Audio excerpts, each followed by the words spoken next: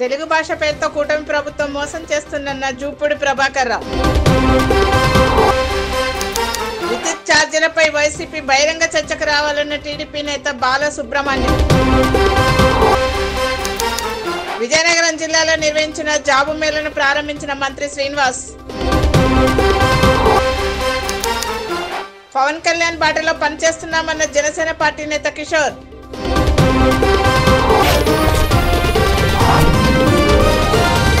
పేద విద్యార్థులకు ఇంగ్లీష్ మీడియంను బోధించకుండా తెలుగు భాష పేరుతో కూటమి ప్రభుత్వం మోసం చేస్తుందని ఆంధ్రప్రదేశ్ మాజీ ఎమ్మెల్సీ జూపూడి ప్రభాకర్ రావు ఆరోపించారు. హైదరాబాద్ లో ఆయన మీడియాతో మాట్లాడుతూ జగన్మోహన్ రెడ్డి 85వ జీవో ప్రవేశపెట్టి ఇంగ్లీష్ మీడియంను తెలుగు మీడియంలో ప్రవేశపెట్టారని, వాటిని రద్దు చేయడానికి కూటమి ప్రభుత్వం ప్రయత్నిస్తుందని విమర్శించారు.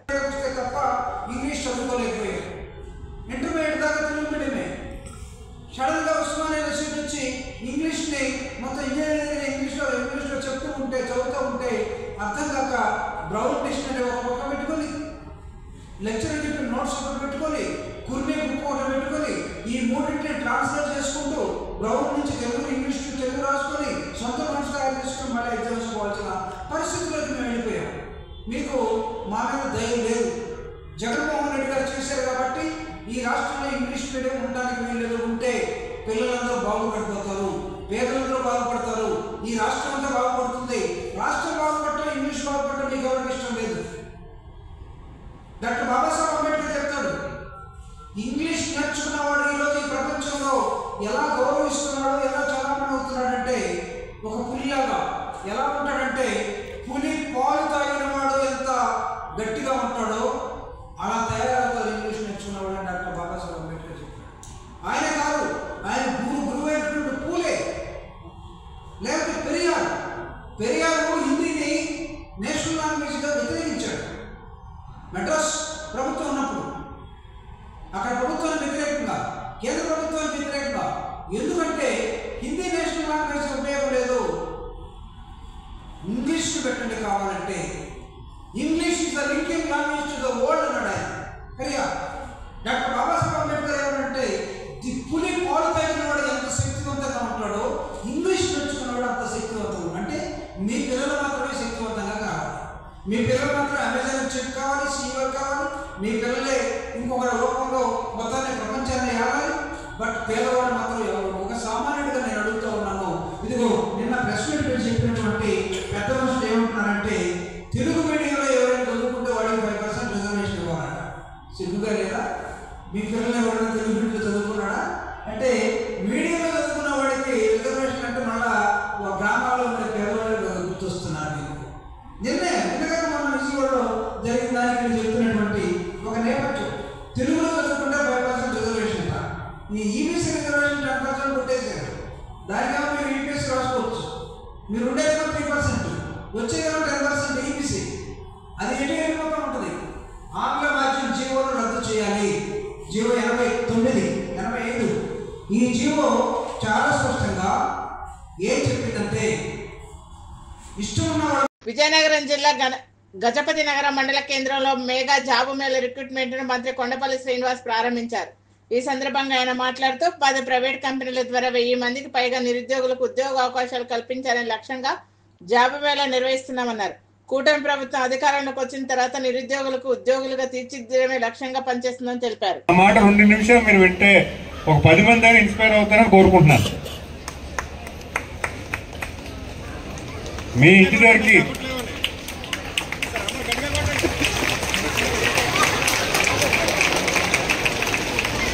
ఇప్పుడు మీ ఇంటి దగ్గరకు వచ్చి ఇక్కడికి వచ్చి జాబ్ మేళ పెట్టి 1000 మంది తీసుకోవడానికి రెడీగా ఉన్నారు. జాబ్ తీసుకోవడానికి మీరు రెడీగా ఉన్నారో మీరు ఫిక్స్ అవ్వండి. జాబ్ తీసుకొని ఎక్కడ పని కల్పిస్తే అక్కడ మీరు పని నేర్చుకోవడానికి వెళ్ళండి. మీరు అది శాశ్వతంగా అది ఉద్యోగం కాదు, ఇది ఓన్లీ కాంట్రాక్ట్గా మీకు పని నేర్పించి సంవత్సరం మీకు నచ్చిన రోజులు సంవత్సరం చేస్తారా, 2 సంవత్సరాలు చేస్తారా, 3 సంవత్సరాలు చేస్తారా, పని చేసి తర్వాత మన ప్రాంతంలో ఇండస్ట్రీస్ వస్తే అప్పుడు ఇక్కడ మైగ్రేట్ అయ్యే అవకాశం ఉంటుంది.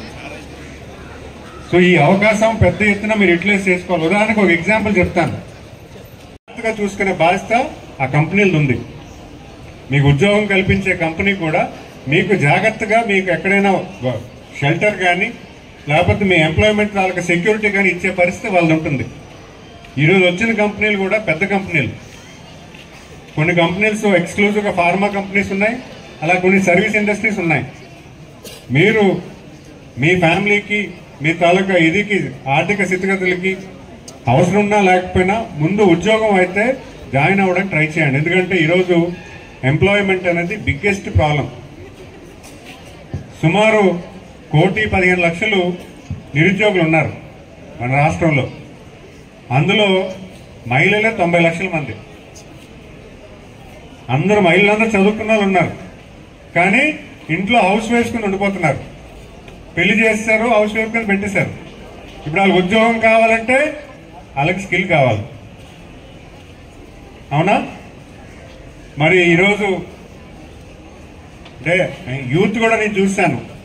నేను క్యాంపెయిన్ చేసేటప్పుడు గ్రామాలు తిరిగితే బీటెక్ చదువుకున్న వాళ్ళు కూడా ఉపాధి హామీ పనులకు వెళ్తున్నారు. అంటే వాళ్ళకి అవకాశం రాలేదని కాదు, వచ్చిన అవకాశాన్ని వాళ్ళు ఉపయోగించుకోలే. ప్రతి ఒక్కరికి కూడా తలుపు తట్టే అవకాశం ఒకసారి వస్తుంది.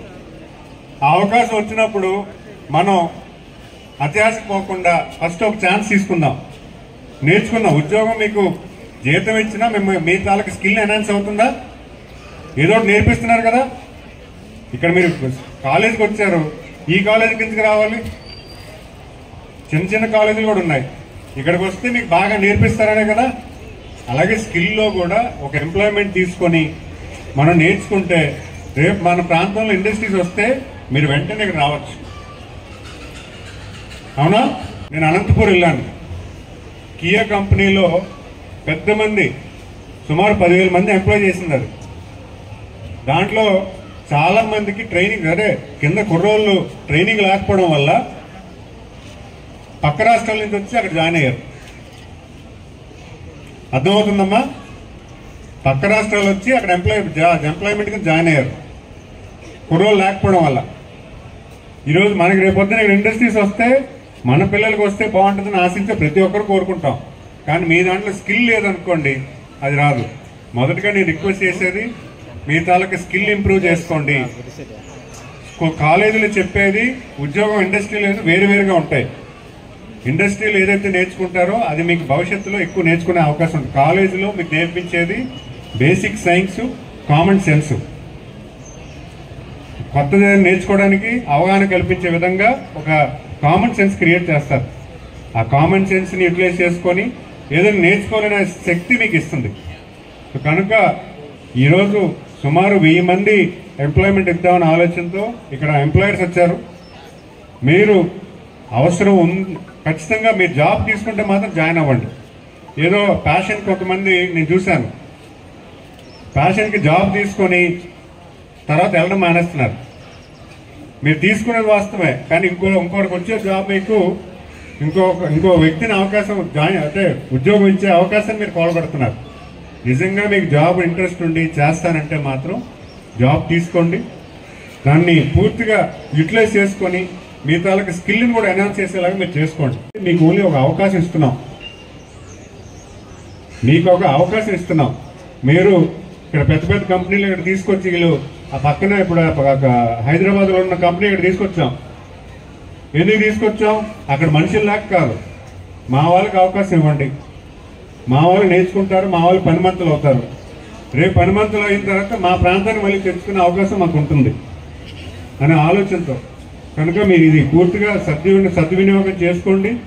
అలాగే సెంచూరియన్ యూనివర్సిటీలో 200 మందికి వాళ్ళు వేరే మీకు నచ్చిన కేటగిరీ, మేము చెప్పాం, మీకు నచ్చిన కేటగిరీలో వాళ్ళు ట్రైన్ చేయడానికి రెడీగా ఉన్నారు. మీరు ట్రైన్ చేసి వాళ్ళు ప్లేస్మెంట్ కూడా ఇస్తారు.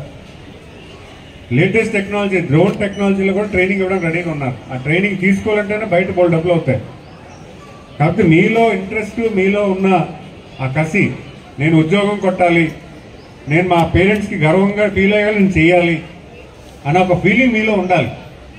ఈరోజు ఏమైందంటే అందరికీ ఈ ఇన్స్టాగ్రామ్లో, యూట్యూబ్లో ఈ సినిమా ఫీవర్లు ఎక్కువ వెళ్ళిపోయారు. అవునమ్మా? మీరు ఆ ఫీవర్లో వెళ్ళిపోయి మీ బాధ్యత, మీకు ఇచ్చిన టైం మీరు పోగొట్టుకుంటున్నారు. సో కొంచెం అది కరెక్ట్ చేసుకోండి. ఆంధ్రప్రదేశ్కి కొత్తపేట నియోజకవర్గం వాడపల్లి వెంకటేశ్వర స్వామి వారిని నూతన క్యాలెండర్ ను ఎమ్మెల్యే సత్యానందరావు ఆవిష్కరించారు. ఈ సందర్భంగా ఎమ్మెల్యే సత్యానందరావు మాట్లాడుతూ ఈ నూతన ఆంగ్ల సంవత్సరం మొదలుకొని స్వామివారి ఆశీస్సులు అందరిపైన ఉండాలన్నారు. ఈ కార్యక్రమంలో రాష్ట్ర తెలుగు రైతు ప్రధాన కార్యదర్శి ఆకుల రామకృష్ణ, సత్యనారాయణ రెడ్డి, నరసింహారావు, వెంకటరాజ్, జగన్నాథం, కూటమి నాయకులు పాల్గొన్నారు. శ్రీ వెంకటేశ్వర స్వామి వారి యొక్క దేవస్థానం తరపున 7 వారంలో వాడపల్లి వెంకన్న దర్శనం 7 జన్మన పుణ్యఫలం. ఈ రోజున ఆంగ్ల సంవత్సర క్యాలెండర్ను జనవరి 1వ తేదీ నుంచి ప్రజలకు అందించే దానికి ఈ రోజున ఈ క్యాలెండర్ నా చేతుల మీదుగా ఆవిష్కరించడం చాలా సంతోషంగాను ఆనందంగాను ఉంది. ఇక్కడ శ్రీ వాడపల్లి వెంకటేశ్వర స్వామి వారి ఈనాడు వైభవయుతంగా అఖిలాండ కోటి బ్రహ్మాండ నాయకుడిగా వెలసిల్లుతూ ఉన్నారు. తిరుమల తర్వాత మరొక తిరుమలగా కోనసీమ తిరుపతిగా పేరుగాస్తూ దేశవ్యాప్తంగా రాష్ట్ర వ్యాప్తంగా ప్రజలందరూ కూడా వేలాది మంది వాడపల్లి వెంకటేశ్వర స్వామిని వచ్చి వారిని దర్శించుకుని తరిస్తూ వారు కోరికలు తీర్చుకుంటూ ఉన్నారు. అటువంటి గొప్ప ప్రసిద్ధి పొందినటువంటి ఆలయంగా ఈనాడు రాష్ట్రంలోనే పేరుగాస్తా ఉంది. అనకాపల్లి జిల్లా కలెక్టర్ కార్యాలయంలో ప్రజా పరిష్కార వేదికలో కలెక్టర్ కి అర్జీ ఇవ్వడానికి వచ్చిన మాకవరపాలెం గ్రామానికి చెందిన తూటిపాలెం గ్రామానికి చెందిన అనిమిరెడ్డి అనే వ్యక్తి ఆత్మహత్యానికి పాల్పడ్డాడు. అపస్మారక స్థితిలో ఉన్న రమణను ఉటావుటిన స్థానిక ఎన్టీఆర్ ఆసుపత్రికి తరలించారు. ఇల్లు కాలిపోవడంతో గత ప్రభుత్వంలో ఇస్తానన్న నష్టపరిహారం 3 లక్షల గురించి స్థానిక ఎంఆర్ఓ ఆఫీసు చుట్టూ తిరిగినా పట్టించుకోవడం లేదని, పలుమార్లు అర్జీలు పెట్టిన అధికారులు ఎవరు పట్టించుకోవడం లేదని రమణ తెలిపారు.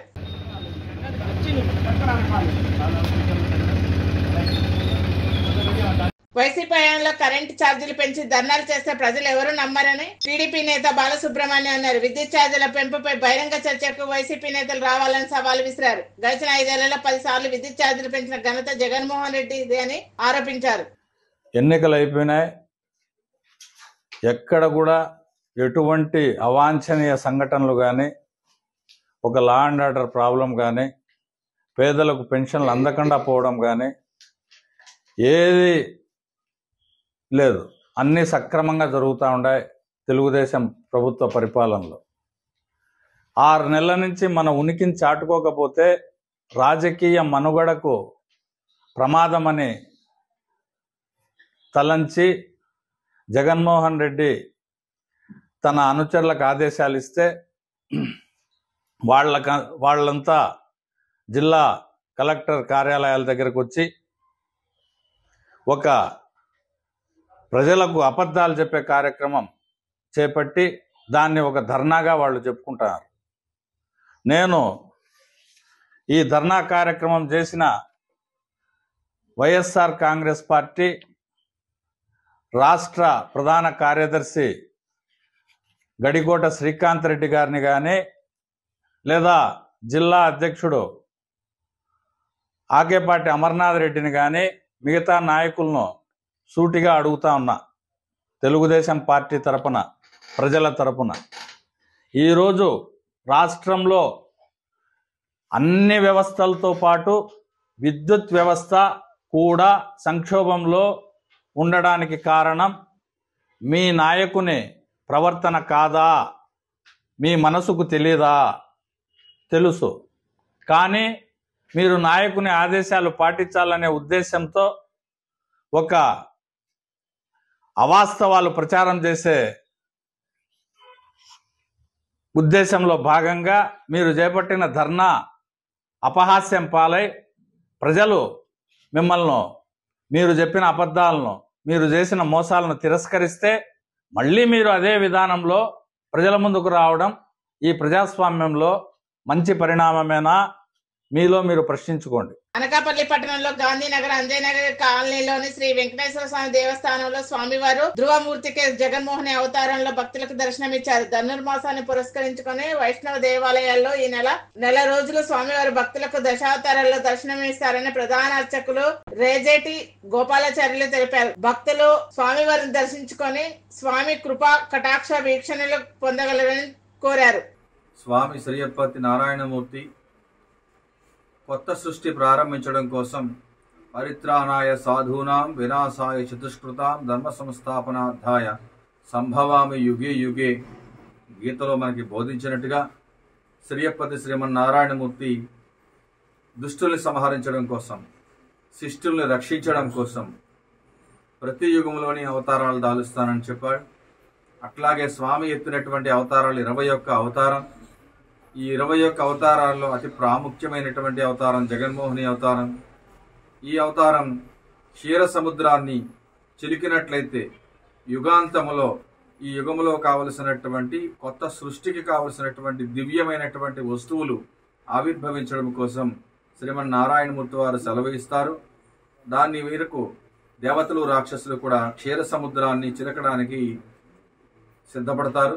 క్షీర సముద్రాన్ని చిలకడానికి మందరగిరి పర్వతాన్ని కవంగా చేసి వాసుకి అనేటువంటి సర్పరాజుని దాని చుట్టి తాడుగా చేసి ఆ క్షీర సముద్రాన్ని చిలుకుతారు.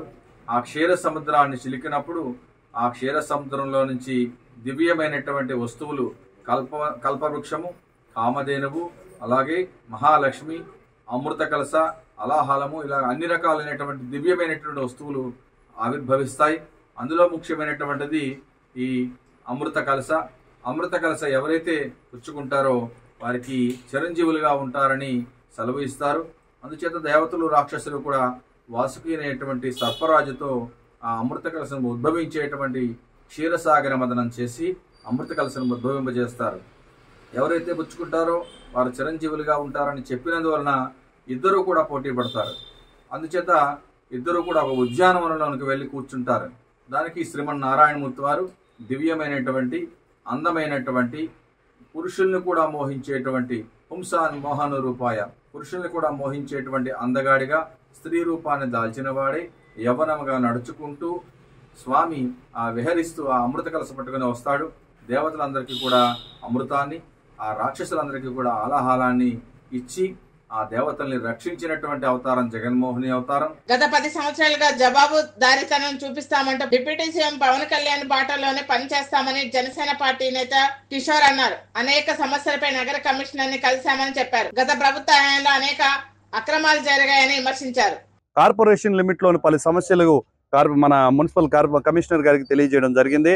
పొంగూరు నారాయణ గారు అయితేమి, నెల్లూరు రూరల్ సీతారెడ్డి గారు అయితేమి, వాళ్ళిద్దరు సమన్వయంతో మా డివిజన్లోని ప్రతి నాయకుడు చెప్పిన సమస్యను కూడా సత్వరమే పరిష్కరిస్తూ వేగవంతంగా పనులు పూర్తి చేస్తూ ముందుకు చేస్తున్న తరుణంలో వాళ్ళ దృష్టికి రాని కొన్ని అంశాలు ఈరోజు తీసుకురావడం జరిగింది. నెల్లూరు సిటీకి సంబంధించి 3వ డివిజన్లో కాలువలు ఏమీ లేకపోవడం, 49వ డివిజన్ టెక్కేమిట్ట ప్రాంతంలో గతంలో నిర్లక్ష్యంగా వ్యవహరించి డ్రైనేజీకి ఏదైతే రోడ్డుకి ఘాటు వేశారో ఆ ఘాటుని పూర్తి చేయకపోవడం వల్ల కింద పంది కుక్కలు వాటిలన్నింటి మట్టి లోడ్ వేయడం వల్ల పడిపోయేటట్టున్న రోడ్డుని పరిష్కరించాలని, అదేవిధంగా 51వ డివిజన్లో కొంత పరిశుభ్రం నిర్వహించాలని చెప్పి మనం తెలియజేయడం జరిగింది. పోతే 17వ డివిజన్లో ఆర్ఎన్బి బిల్డింగ్, ఆర్ఎన్బి హద్దు తర్వాత కూడా ఆక్యుపై చేసిన కొన్ని స్థలాలు ఉన్నాయి, వాటిని కాపాడాల్సిందిగా కోరడం జరిగింది. ఇది మంచి ప్రభుత్వం అద్భుత సమన్వయంతో ఎక్కడైనా పొరపాటు జరిగితే వెంటనే స్పందిస్తూ అద్భుతమైన కార్యాచరణతో ముందుకెళ్తుంది. కళ్ళబొల్లి మాటలు చెప్పి లేనిపోని డ్రామాలు ఆడే ప్రభుత్వం మాది కాదు. జనసేన తెలుగుదేశం ప్రభుత్వం ప్రజలకు ఏం కావాలో, రాష్ట్ర అభివృద్ధి కావడానికి ఏ విధమైన పనులు చేయాలో నిర్వర్తించుకుంటూ పోతుంది. రానున్న రోజుల్లో ప్రతి గడపని ఆశయాలు చేరే విధంగా పేదల అభివృద్ధి ధ్యేయంగా పనిచేస్తామని తెలియజేస్తున్నాను. జై జనసేన, జై హింద్. ఓకేనా? అందరికీ నమస్కారం. దాదాపు 25 సంవత్సరాల రాజకీయ అవగాహనలో మేము మంత్రులు అయిపోయాం, మేము ఎమ్మెల్యే అయిపోయాం, నాకు వ్యక్తిగతంగా రక్షణ కావాలి, సెక్యూరిటీ కావాలి అనే మంత్రుల్ని, నాయకుల్ని ఎంతోమందిని చూసాం. ఈ రోజున ప్రభుత్వ అధికారులు విధులు నిర్వహించేందుకు ఆటంకం లేకుండా ప్రభుత్వం సెక్యూరిటీ కల్పించాలని చెప్పిన ఒకే ఒక్క నాయకుడు పవన్ కళ్యాణ్ గారిని ఈ సందర్భంగా తెలియజేస్తున్నాను. అధికారుల మీద వ్యక్తిగత ప్రయోజనాల కోసం ఎంత పెద్ద నాయకుడైనా కానీ వాళ్ళ మీద ఎగబడితే ఒప్పుకునే సమస్య లేదని పవన్ కళ్యాణ్ గారు నిన్న నిరూపించారు. ఒకరు కాదు, ఇద్దరు కాదు, 15 మంది ఘటనలో బాధితులని వాళ్ళందరినీ అరెస్ట్ చేసేదాకా కూడా పవన్ కళ్యాణ్ గారు ఒప్పుకోలేదు. భారత రాజ్యాంగ నిర్మాత డాక్టర్ బిఆర్ అంబేద్కర్ పై అనుచిత వ్యాఖ్యలు చేసిన కేంద్ర హోంశాఖ మంత్రి అమిత్ షాను పదవి నుండి బర్తరఫ్ చేయాలంటూ అంబేద్కర్ కోనసీమ జిల్లా కలెక్టర్ వద్ద సిపిఎం సిపిఐ దళిత ప్రజా సంఘాల ఆధ్వర్యంలో ఆందోళన చేపట్టారు. అమిత్ షా పై దేశద్రోహం కేసు నమోదు చేయాలని డిమాండ్ చేశారు. లేని పక్షంలో ఉద్యమాన్ని ఉధృతం చేస్తామని హెచ్చరించారు.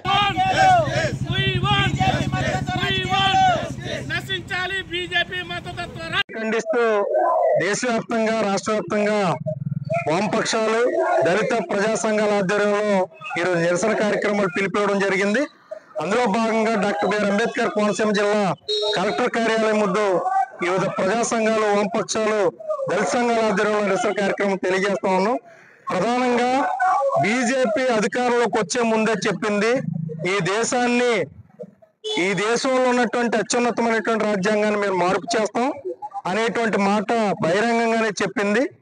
బీజేపీ తను అనుకున్నటువంటి ఆర్ఎస్ఎస్ ఎజెండాని ఈ దేశంలో ఇంప్లిమెంట్ చేయడం కోసం, అంబేద్కర్ గారికి ఉన్నటువంటి క్రెడిబిలిటీని తగ్గించడం కోసం అమిత్ షా మాట్లాడినటువంటి మాటలు తీవ్రంగా ఖండిస్తా ఉన్నాం. తక్షణం అమిత్ షాని బర్తరఫ్ చేయాలి తన కేంద్ర మంత్రి పదవి నుంచి.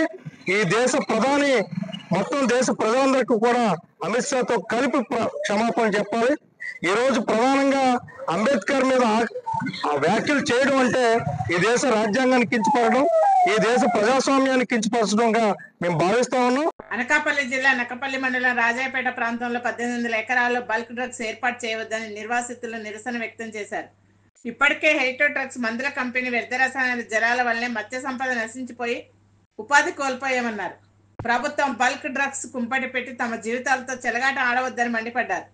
ప్రమాదకరమైన బల్క్ డ్రగ్స్ ఏర్పాటు చేయవద్దని అక్షరాలు రాసి వాటి చుట్టూ నిలబడి నినాదాలు చేశారు. అనకాపల్లి జిల్లా పాయికరావుపేట నియోజకవర్గం నక్కపల్లి మండలంలో ప్రభుత్వం వారు ఏపీఐఐసి వారి ద్వారా వైజాగ్ చెన్నై ఇండస్ట్రియల్ కారిడార్ పేరుతో భూములు సేకరించారు.